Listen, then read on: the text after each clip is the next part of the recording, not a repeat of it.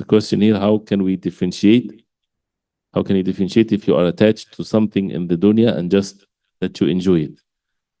This is the nature of us as human beings. This is what the original status is, that we're attached to this dunya.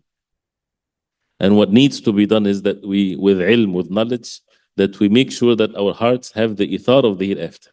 And that happens with being obedient to Allah. So there are many different things to test us. What are the things that we like in this worldly life? We need to question ourselves. You like to be healthy, you like to be wealthy, you like to have fun, enjoy things. Everybody does. But is it done with sinful acts or with being obedient to Allah? When it's time for the salah, what's the concern? You can have checks and balances when it comes to the things that people love in this worldly life versus what Allah subhanahu wa ta'ala love.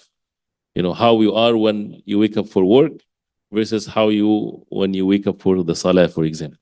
Right? If there's lack in waking up for the salah, that means we need to do something about it. We need to change what's in our hearts.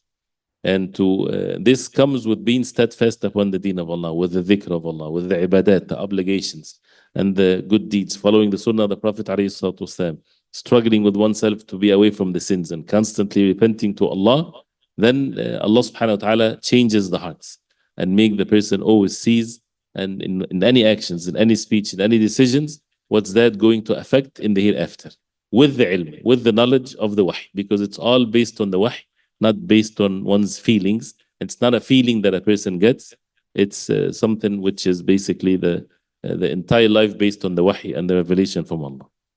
Allah musta'an. But it's a good, healthy way to expand on this and to mention or to talk about it in details and to check our life in details and what we choose. What do we want from our children? What's the goal of life and things like this? It all has to be to establish the deen of Allah, which is the hereafter.